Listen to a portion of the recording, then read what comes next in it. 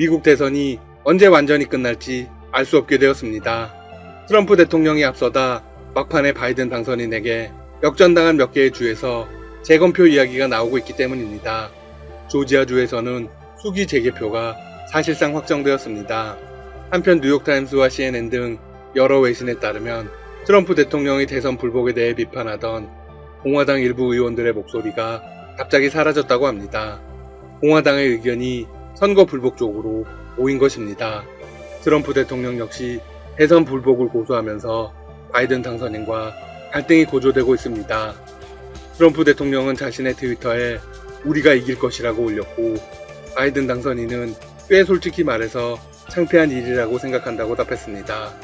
바이든 당선인은 정권 인수를 누구도 막지 못할 것이라며 백악관과 내각 인선도 검토하기 시작했다고 밝혔습니다. 하지만 트럼프 대통령 측은 다시 사람들은 조작된 선거를 받아들이지 않을 것이라는 등의 글을 올리며 대선 불복 의지를 분명히 했습니다. 백악관 예산관리국은 내년 2월 이후에 트럼프 정부가 집행할 예산안을 편성할 준비를 하라고 연방정부 기관에 지시하기도 했습니다. 일부 공무원들은 충격을 받은 것으로 전해집니다. 트럼프 대통령 측은 조지아주 재검표와 관련해서 투표용지 500만 장을 손으로 다시 개표할 것을 요구했습니다. 이에 공화당원 브래드 라펜스퍼거 조지아 주무장관은 재개표를 하겠다고 공식 발표했습니다. 현지 언론들은 바이든 당선인이 조지아에서 14,000여 표의 차이로 선두를 달리고 있는 가운데 재개표가 그 간격을 크게 메울 수 있을지 불분명하다는 분석을 내놓고 있습니다. 더욱이 바이든 당선자는 조지아주 선거인단 16명을 잃더라도 총 선거인단에선 앞서기에 대선 승리가 여전히 확실하다고 밝혔습니다. 조지아주는 전통적으로 공화당 강세 지역입니다. 개표 중반까지만 해도 트럼프 대통령이 10% 이상 앞섰으나 막판 바이든 당선자에게 역전을 허용했습니다. 개표율 98% 기준으로 바이든 당선인이 14,098표, 0.29% 앞서 있습니다. 조지아주의 소식이 전해지자 트럼프 선거 캠프는 승리를 되돌릴 수 있는 첫걸음을 뗐다며 환영의 메시지를 보냈습니다.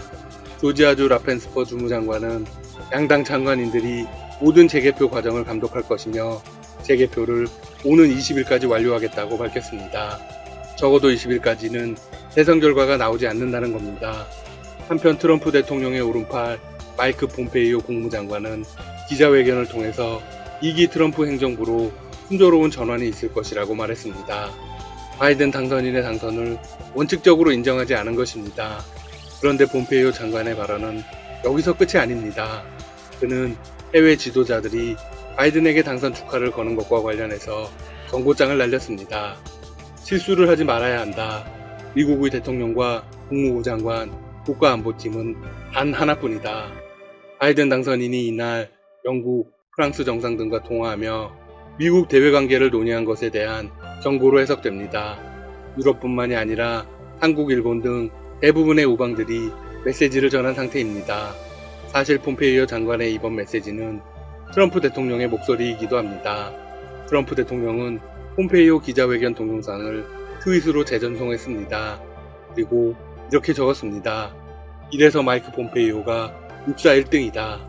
자신의 입장에 충실한 폼페이오 장관이 1986년 미 육군사관학교 수석 졸업생이란 것을 강조한 것입니다.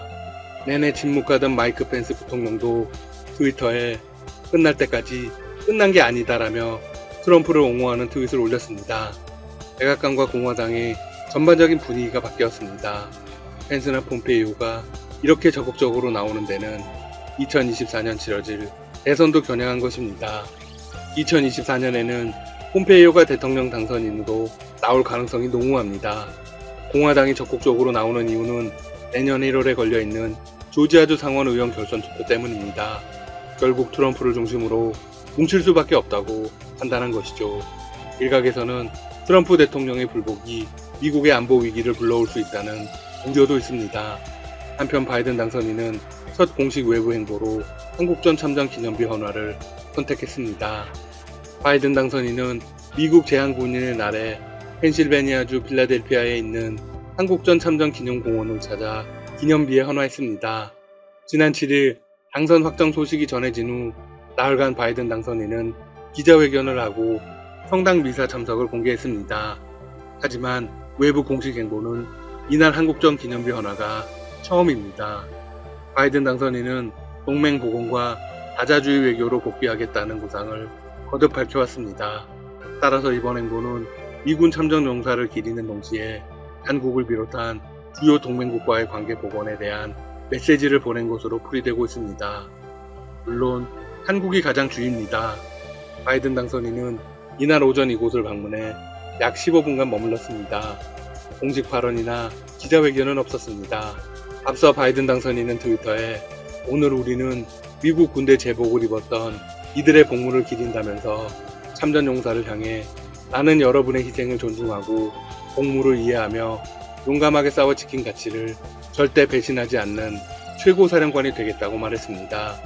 대선 결과에 승복하지 않고 있는 트럼프 대통령은 이날 워싱턴 인근 버지니아주의 알링턴 국립묘지를 찾았습니다. 트럼프 대통령 역시 대선 패배 나흘 만에 첫 외부 공식 일정이었습니다. 트럼프 대통령은 공동취재단의 문답에는 응답하지 않았습니다.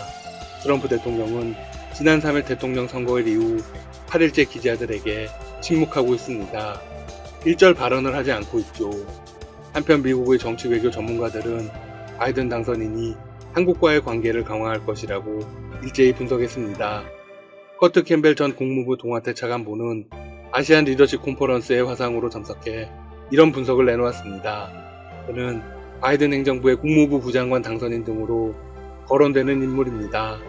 조 바이든 행정부는 아시아 지역의 질서와 안정을 해치는 중국에 맞서기 위해 한국 등 동맹과의 결속을 더욱 강화할 것이다. 이날 컨퍼런스에서는 바이든 행정부 출범으로 1년 가까이 타결되지 않는 한미 방위비 분담금 협상이 조기 타결될 것이란 전망도 나왔습니다. 존 햄리 미 전략국제문제연구소 소장은 대선 이후 미국의 대북 정책이라는 세션에서 이렇게 발언했습니다. 해외 주둔 미군에 대한 트럼프 대통령의 인식은 잘못된 측면이 있다. 미군은 용병이 아니고 돈을 벌려고 존재하는 것도 아니다.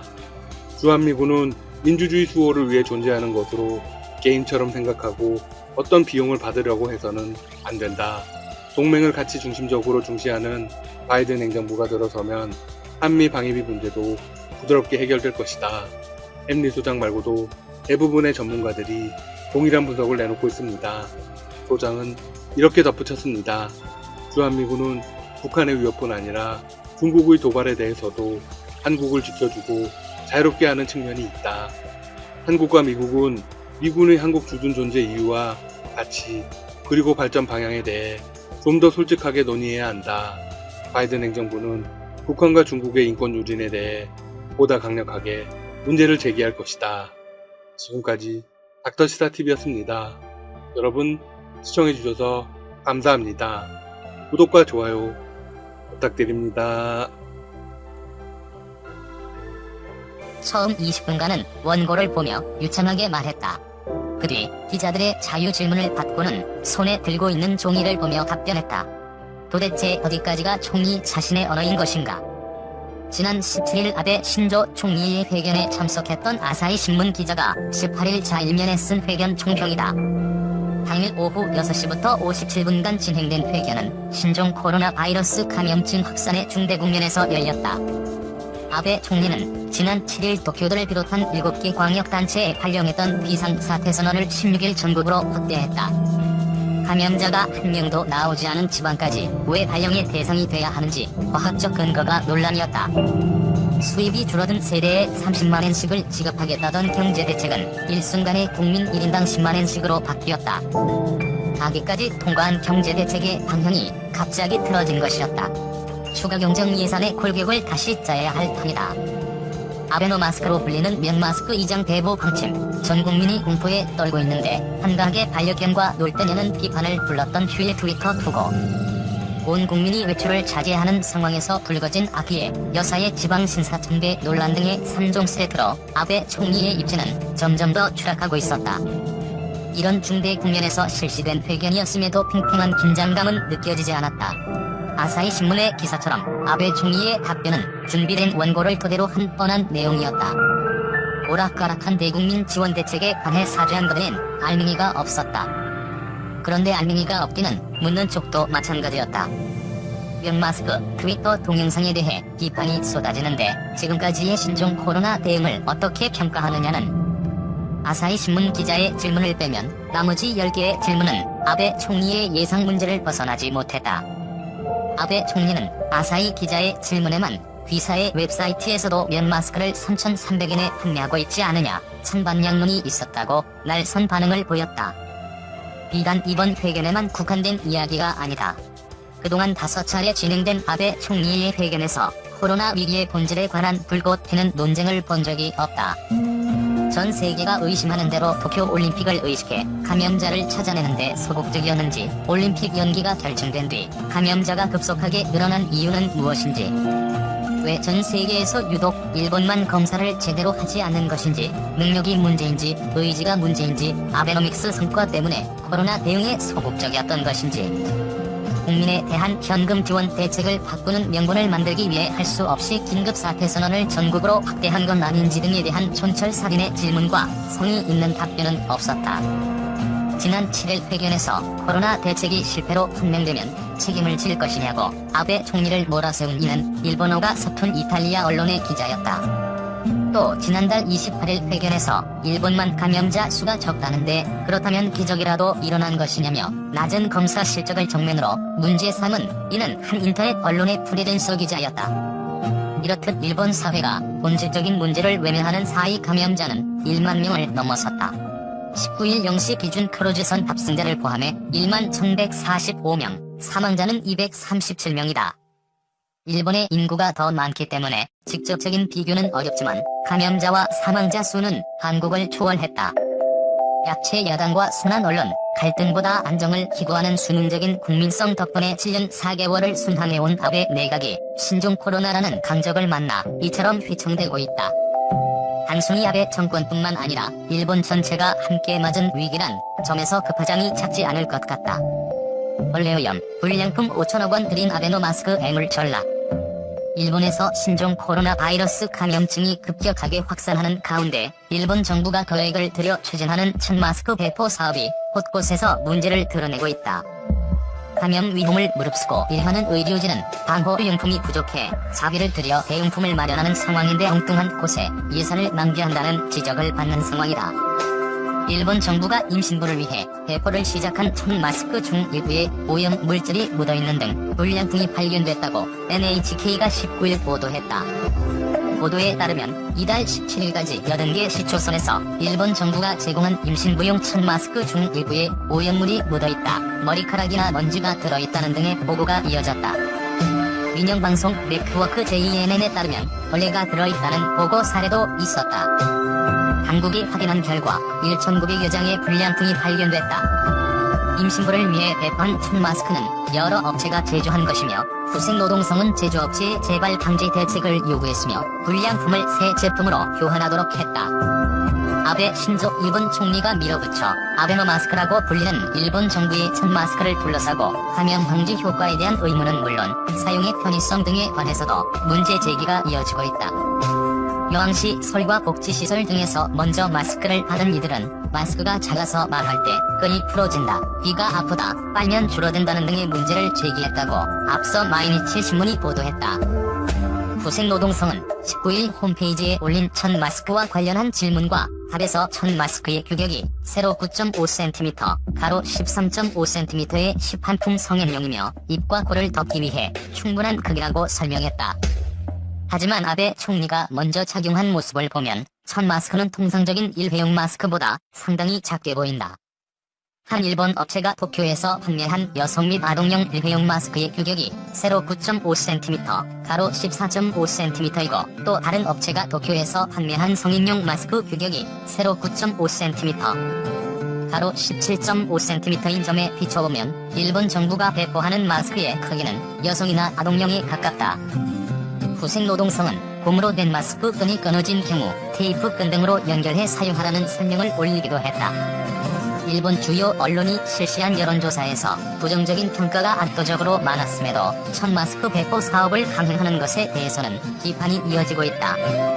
이와 관련해 아사히 신문은 갑자기 코로나19 환자 대응을 지시받아 자비로 의료용 고글 대신 쓸 안경을 구매하고 서류용 투명 파일을 잘라서 감염 방지용 안면 보호대를 만든 오사카의 한 간호사 사례를 최근 소개했다.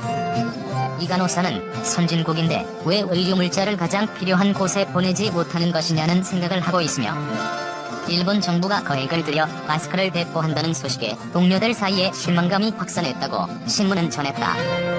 일본 정부는 17일부터 전국 모든 가구에 1000마스크 2장씩을 배포하기 시작했으며 이에 앞서 14일부터 임신부용 마스크를 약 50만 장을 배포하고 있다. 교도통신에 따르면 일본 정부는 전 가구에 1000마스크를 배포하는 사업 비용으로 예산 466억 엔을 책정했다. 이 가운데 1000마스크 1억 3천만 장을 마련하는 비용이 338억 엔이고 나머지는 배송 및 포장 비용이다.